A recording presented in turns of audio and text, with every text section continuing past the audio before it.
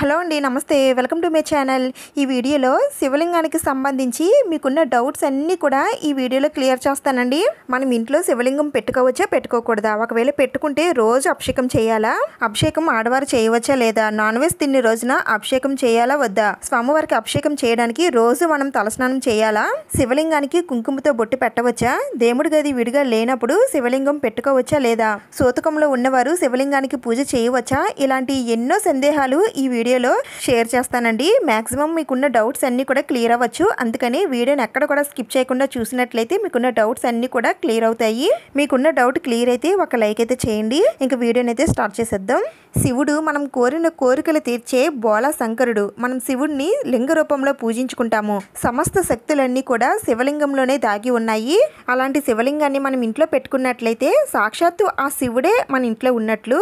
అందుకని శివలింగాన్ని ఎవరైనా సరే ఇంట్లో పెట్టుకోవచ్చండి. దీనికి ఆచారం ఆనవాయితీ అంటూ ఏమీ లేదు. మీరు రోజు స్వామివారికి పూజ చేసుకోగలుగుతాము, అభిషేకం చేసుకోగలుగుతాము అని అనుకుంటే ఎవరైనా సరే స్వామివారి లింగాన్ని తెచ్చుకొని పెట్టుకోవచ్చు. మనం ఇంటికి తెచ్చుకున్న శివలింగంలో సాక్షాత్తు ఆ శివయ్యే కొలువై ఉంటాడు.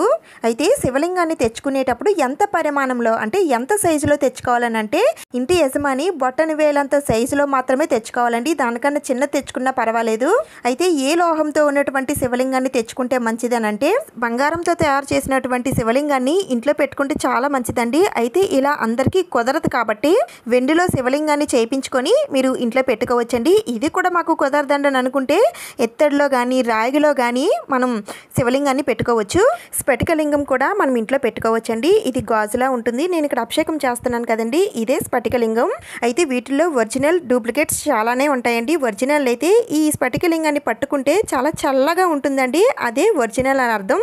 అయితే శివలింగాన్ని ఏ రోజు ఇంటికి తెచ్చుకుంటే మంచిదనంటే స్వామివారికి ఎంతో ఇష్టమైన ఆరుద్ర నక్షత్రం ఉన్న రోజున కానీ, లేదంటే చతుర్దశి వేళల్లో కానీ, లేదా త్రయోదశి వేళల్లో కానీ, ఏకాదశి వేళల్లో, దశమి లేదా ద్వాదశి గడియల్లో, ఇంకా పంచమి, విధియ తదియ తిథుల్లో మనం స్వామివారిని తెచ్చుకోవచ్చండి. అయితే ఈ తిథులతో కలిసి వచ్చినటువంటి సోమవారం అయితే ఇంకా మంచిది. స్వామివారికి సంబంధించిన పర్వదినాలు వస్తాయి కదండి, అంటే పండుగలు వస్తాయి కదా, మహాశివరాత్రి, కోటి సోమవారం, కార్తీక మాసం, ఇలాంటి పర్వదినాలు వచ్చేటప్పుడు మనం తిథులు చూడకుండానే స్వామివారి లింగాన్ని మనం ఇంటికి తెచ్చుకోవచ్చండి. అయితే మనం ఇంటికి తెచ్చుకునే ముందే మనం శివాలయానికి వెళ్ళి అక్కడున్న పంతులు గారికి మీ దగ్గర ఉన్న శివలింగం ఇచ్చి ఆ శివాలయంలో ఈశ్వరుడు లింగానికి తాకించి ఇమ్మని చెప్పండి. అలా అయితే గుడిలో ఉన్న శివలింగానికి ఎంత శక్తి అయితే ఉంటుందో అంత శక్తి మీరు తీసుకున్న శివలింగానికి కూడా వస్తుంది.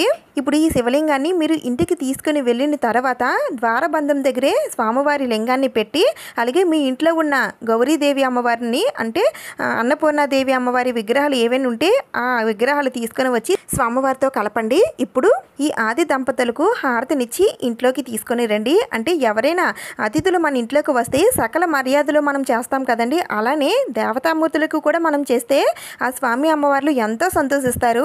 మేము ఇలాంటివి ఏమీ చెయ్యమండి అనుకుంటే మామూలుగానే మీరు శివలింగాన్ని ఇంట్లోకి తీసుకొని వెళ్ళి మీ పూజా మందిరంలో పెట్టుకొని పూజనైతే చేసుకోవచ్చండి. అయితే మనం శివలింగాన్ని తీసుకువచ్చిన రోజునే స్వామివారిని ప్రతిష్ఠించుకొని పూజ చేసుకోవాలని అంటే మీకు వీలుంది అని అనుకుంటే తెచ్చిన రోజునే స్వామివారిని ప్రతిష్ఠించుకొని పూజనైతే చేసుకోవచ్చండి. ఒకవేళ మీకు కుదరలేదు, స్వామివారిని తెచ్చుకున్నాము కానీ పూజ చేసే అవకాశం లేదని అనుకుంటే స్వామివారిని తెచ్చుకునేది శివలింగాన్ని మీరు బీరువాలో లేదంటే మైలుగాలు తగలని చోట శుభ్రమైన ప్లేస్లో ఉంచుకోండి. తర్వాత ఏదైనా పర్వదినాలు కానీ పండుగలు కానీ వచ్చిన రోజున పెట్టుకోవాలనుకుంటే పెట్టుకోండి. లేదు అంటే వెంటనే పెట్టుకోవాలనుకుంటే మనకి వారాల్లో సోమవారం వస్తుంది కదండి, సోమవారం అంటే స్వామివారికి చాలా ఇష్టం. అందుకని మీరు సోమవారాల్లో కూడా స్వామివారిని పెట్టుకొని పూజనైతే స్టార్ట్ చేయవచ్చు. మరి ఇంట్లో స్వామివారి లింగాన్ని ఎలా పెట్టుకోవాలండి, పానవట్టం ఎటువైపు ఉండాలి అని అంటే మీరు మీ పూజా మందిరంలోనే స్వామివారిని ఏర్పాటు చేసుకోండి. అయితే స్వామివారి లింగానికి పానవట్టం ఉంటుంది కదండి, అంటే మనం అభిషేకం చేసినటువంటి ద్రవ్యాలు వెళ్ళే దారి అయితే ఉంటుంది కదా, ఆ పానవట్టం మాత్రం ఉత్తరం వైపు ఉండాలండి. అంటే ఉత్తరాన్ని చూస్తూ ఉన్నట్టుగా ఉండాలి. అంటే మీరు తూర్పు ముఖంగా కూర్చుంటే మీ ఎదురుగా శివలింగం ఉంటే మీ ఎడమ చెయ్యి ఎటు పక్క ఉందో స్వామివారి పానవట్టం అటు పక్కకు ఉండాలి. అలా కాకుండా మీరు ఉత్తర ముఖంగా కూర్చున్నప్పుడు స్వామివారు దక్షిణ ముఖంగా ఉండి పానవట్టం తూర్పుకు ఉంటే మీ కుడి చెయ్యి ఎటువైపు ఉంటే అటువైపు ఉండాలండి. ఒక్క మాటలో చెప్పాలంటే స్వామివారికి మీరు ఏ దిశలో పూజ చేసుకున్నా సరే స్వామివారికి అభిషేకం చేసినటువంటి ద్రవ్యాలు ఉత్తరం వైపుకి వెళ్ళేటట్టు మాత్రమే పెట్టుకోవాలండి. అంటే పానవట్టం ఎప్పుడు కూడా ఉత్తరం చూస్తున్నట్టుగానే పెట్టుకోవాలి. మేము ఇంటికి స్వామివారిని అయితే తెచ్చుకున్నామండి, అలాగే పూజలో కూడా పెట్టుకున్నాము. మరి ఇప్పుడు స్వామివారికి చేసే పూజ కానీ అభిషేకం కానీ ఇంట్లో ఉన్న మగవారు చేయాలా ఆడవారు చేయాలని అంటే ఇక్కడ ఆడ మగ తేడా ఏమీ లేదండి. స్వచ్ఛమైన మనసు ఉంటే చాలు. ఆడవారైనా మగవారైనా చిన్నపిల్లలైనా వృద్ధులైనా పెద్దవాళ్ళైనా ఇలా ఎవరైనా సరే ఆ స్వామివారికి పూజ అభిషేకాలు నిర్వహించుకోవచ్చు. అయితే మనం స్వామివారి లింగానికి రోజు అభిషేకం చేయాలనంటే అవునండి, మనం స్వామివారికి రోజు అభిషేకం అయితే చేయాలి. స్వామివారిని మనం ఇంటికి ఆహ్వానించి పూజలు అభిషేకాలు ఏమీ నిర్వహించకుండా అలా వదిలేయకూడదండి. చెంబు నీటితో అయినా లేదంటే కనీసం ఉద్దరణితో అయినా సరే స్వామివారికి అభిషేకం అయితే చేయాలి. అయితే ఇలా చేయడం కష్టం కదండి అని అంటే రోజు మీ ఇంట్లో ఒక్కరే కాకుండా ఇంట్లో ఉన్న సభ్యులందరూ కూడా ఒక్కొక్క రోజు ఆ స్వామివారికి అభిషేకం చేసుకుంటే ఇంట్లో ఉన్న సభ్యులందరికీ కూడా అభిషేకం చేసిన ఫలితం అయితే దక్కుతుందండి. ఒకరోజు మీ హస్బెండ్, మీరు, పిల్లలు, అత్తమామలు ఇలా ఒక్కొక్క రోజు ఒక్కొక్కరు చేస్తే చాలా మంచిది. మాకు ఇంట్లో అంతమంది సభ్యులు లేరండి, మేము ఇలా కూడా చేయలేమని అనుకుంటే మీరు ఈ శివలింగాన్ని తులసి కోటలో ఏర్పాటు చేసుకోవచ్చండి. తులసి కోటకి మనం రోజు నీరు పోస్తూ ఉంటాం కదండి, ఆ నీళ్లు పోసేటప్పుడు తులసి కోటలో ఉన్నటువంటి శివలింగం పైన పడతాయండి. అలా చేసినా సరే స్వామివారికి అభిషేకం చేసినట్లే అవుతుంది. అయితే శివలింగాన్ని తులసి కోటలో పెట్టకూడదని అయితే ఏమీ లేదండి. మనకి పెద్ద పెద్ద పండితులే చెప్తున్నారు. మా పండితుల్ని సంప్రదించే నేను ఈ విషయాలన్నీ కూడా షేర్ చేస్తున్నానండి. మీకు అంతగా డౌట్ ఉన్నట్లయితే మీకు తెలిసిన పంతులు గారిని ఎవరినైనా సరే అడిగి చూడండి. మాకు తులసి కోట లేదండి, మేము రోజు స్వామివారికి అభిషేకాలు చేసుకోలేము, మరి మేము ఏం చేయాలని అంటే వారంలో స్వామివారికి ఎంత ఇష్టమైన సోమవారం రోజున స్వామివారికి అభిషేకాలు చేసుకొని పూజనైతే చేసుకోండి. ఇంకా పండగలు కానీ ముఖ్యమైన రోజులు కానీ ఏమైనా వస్తే మనం ఎలాగూ స్వామివారికి పూజనైతే చేసుకుంటాము.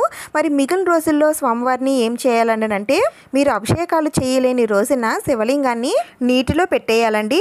అంటే ఒక చెంబుతో కానీ లేదంటే ఒక గిన్నెతో కానీ వాటర్ తీసుకొని ఆ వాటర్లోనే స్వామివారి శివలింగాన్ని పెట్టేయాలి. ఈ వాటర్ని రోజు మారుస్తూ ఉండాలండి. మీరు ఎప్పుడైతే అభిషేకం చేసుకోవాలనుకుంటారో అప్పుడు శివలింగాన్ని బయటకు తీసి పూజనైతే చేసుకోవచ్చు. ఇలా స్వామివారి శివలింగాన్ని నీటిలో పెట్టడం వలన అభిషేకం చేయలేని దోషం ఏమి కూడా మనకి తగలకుండా ఉంటుంది. కనీసం వారంలో ఒక్కసారైనా సరే స్వామివారికి అభిషేకం అయితే చేసుకోండి. మిగిలిన రోజుల్లో స్వామివారిని నీటిలో పెట్టుకున్నా పర్వాలేదు. మనం ఇంట్లో ఉన్నప్పుడు స్వామివారిని నీటిలో పెడతామండి. ఒకవేళ మనం ఏదైనా ఊరు వెళ్లాల్సి వస్తే ఇంటికి తాళం వేయవలసిన పరిస్థితి వస్తే ఒక 10 రోజులు 20 రోజులు ఇంటికి రాకుండా ఉన్నట్లయితే మరి ఇంట్లో ఉన్న శివలింగాన్ని ఏం చేయాలని అంటే మీరు వెళ్ళే చోట స్వామివారికి రోజు అభిషేకం చేసుకోవడానికి వీలుంటుందని అనుకుంటే మీతో పాటుగా స్వామివారి శివలింగాన్ని కూడా తీసుకుని వెళ్ళొచ్చండి.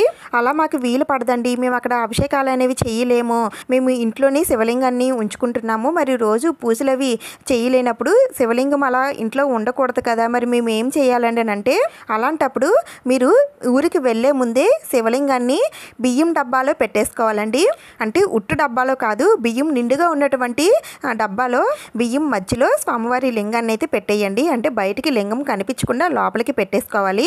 ఇక్కడ డబ్బా ఇంపార్టెంట్ కాదండి, బియ్యం ముఖ్యం. మీరు బియ్యం దేంట్లో వేసుకుంటారో దాంట్లో స్వామివారిని అయితే పెట్టేసుకోండి. ఎలా అయినా సరే చేయొచ్చండి. లేదంటే విభూతితో స్వామివారిని కప్పేయాలండి. అంటే ఏదైనా ఒక గిన్నెతో నిండుగా విభూతి తీసుకొని ఆ విభూతిలో స్వామివారి లింగాన్ని అయితే పెట్టేయాలి. మీరు ఇంట్లో లేనప్పుడు శివలింగాన్ని అయితే ఈ విధంగా పెట్టుకోవాలండి. మళ్ళీ మీరు ఎప్పుడైతే ఇంటికి వస్తారో అప్పుడు స్వామివారి లింగాన్ని బయటికి తీసి మీరు పూజలు అభిషేకాలు అనేవి అన్నీ కూడా నిర్వహించుకోవచ్చు. అయితే ఇలా మీరు ఊరు వెళ్ళినప్పుడే కాదండి, మనకి ఒక్కొక్కసారి మైలు తగులుతుందండి. అంటే మనకు తెలిసిన వారు ఎవరైనా సరే చనిపోయినప్పుడు మనం స్వామివారికి అభిషేకాలు అనేవి చేయకూడదండి. అలాంటప్పుడు కూడా స్వామివారి శివలింగాన్ని ఈ విధంగా బియ్యంలో కానీ విభూతిలో కానీ పెట్టేసుకోవాలి. స్వామివారికి అభిషేకం చేయడానికి మనం రోజు తలస్నానం చెయ్యాలా అని అంటే మగవారైతే తలస్నానం చేయకుండా ఎలాంటి పూజ కానీ అభిషేకాలు కానీ అస్సలు చేయకూడదండి. అదే ఆడవారైతే తలస్నానం చేయకపోయినా కంఠ స్నానం చేసినా సరే అన్ని పూజలు నిర్వహించుకోవచ్చు, అభిషేకాలు చేయవచ్చు. సోమవారం మాత్రం తప్పకుండా తలస్నానం చేసి స్వామివారికి అభిషేకాలు అనేవి చేసుకోవాలి. మరి స్వామివారికి ప్రతిరోజు కూడా పంచామృతాలతో అభిషేకం చెయ్యాలా అని అంటే ముఖ్యమైన పర్వదినాల్లో కానీ లేదంటే సోమవారాల్లో కానీ స్వామివారికి పంచామృతాలతో అభిషేకం చేసుకుంటే సరిపోతుందండి. మిగిలిన రోజుల్లో స్వామివారికి జలంతో అభిషేకం చేసినా సరే ఆ స్వామివారు ఎంతో సంతోషిస్తారు. మరి ఈ స్వామివారికి అభిషేకం చేసినటువంటి ద్రవ్యాలను ఏం చేయాలండి అని అంటే, స్వామివారికి అభిషేకం చేసినటువంటి ద్రవ్యాలను మనం తీర్థంగా పుచ్చుకోవాలండి. ఇంకా జలం లాంటి ద్రవ్యాలని మన శిరస్సు పైన కూడా చల్లుకోవాలి. మిగిలింది ఏదైనా చెట్ల మొదట్లో వేసేయవచ్చండి. ఇంట్లో శివలింగం ఉంటే ఉదయం సాయంత్రం 2 పూటల స్వామివారికి అభిషేకాలు నిర్వహించాలా అంటే అలా చేసుకుంటే మంచిదేనండి. మీకు 2 పూటల వీలవుతుందని అనుకుంటే 2 పూటల చేసుకోండి. మాకు అలా కుదరదండి అనుకుంటే ఒక్క పూట అయినా సరే చేసుకోండి. అది ఉదయం వేళల్లో కానీ సాయంత్రం వేళల్లో కానీ మీ వీలుని బట్టి స్వామివారికి అభిషేకం అనేది చేసుకోవచ్చు. మరి మాకు దేవుడి గది విడిగా లేదండి, మరి మేము కూడా స్వామివారిని పెట్టుకొని ఈ విధంగానే అభిషేకాలు అనేవి చేసుకోవచ్చా అంటే, కొంతమందికి పూజా మందిరాలు హాల్లో ఉంటాయండి, మరి కొందరైతే కిచెన్లో ఏర్పాటు చేసుకుంటారు. అలాంటప్పుడు స్వామివారిని పెట్టుకున్న తర్వాత కొన్ని నియమాలు అయితే పాటించాలండి. స్వామివారికి పూజ అభిషేకాలు అన్నీ పూర్తయిన తర్వాత స్వామివారిని అలా వదిలేయకూడదండి. ఏదైనా బాక్స్ కానీ డబ్బా కానీ తీసుకొని స్వామివారిని దాంట్లో పెట్టేసి మూత అయితే పెట్టేసుకోవాలండి. మళ్ళీ నెక్స్ట్ డే మీరు పూజ చేసేటప్పుడు మళ్ళీ స్వామివారిని తీసి పూజలు అవి చేసుకోవచ్చు. మా పూజా మందిరం కిచెన్లో ఉంటుందండి, కానీ మేము నాన్ వెజ్ తింటాము. మరి మేము కూడా స్వామివారిని పెట్టుకోవచ్చా, పూజ చేసుకోవచ్చా అంటే చేసుకోవచ్చండి. ఇప్పుడు చెప్పాను కదా, స్వామివారికి అభిషేకం అది చేసుకున్న తర్వాత ఒక డబ్బాలో పెట్టేసుకోండి. తర్వాత మీరు ఏం చేసుకున్నా సరే పర్వాలేదు. అయితే నాన్ వెజ్ తినే రోజున శివలింగానికి అభిషేకం చేయవచ్చా అంటే, ఉదయం వేళల్లో మీరు స్వామివారికి అభిషేకం చేసుకున్నట్లయితే ఉదయాన్నే చేసేసుకోండి. ఆ తర్వాత మీరు నాన్ వెజ్ తిన్నట్లయితే సాయంత్రం స్వామివారికి పూజనైతే చేయకూడదండి. మళ్ళీ నెక్స్ట్ డే స్వామివారికి పూజ అనేది చేసుకోవాలి.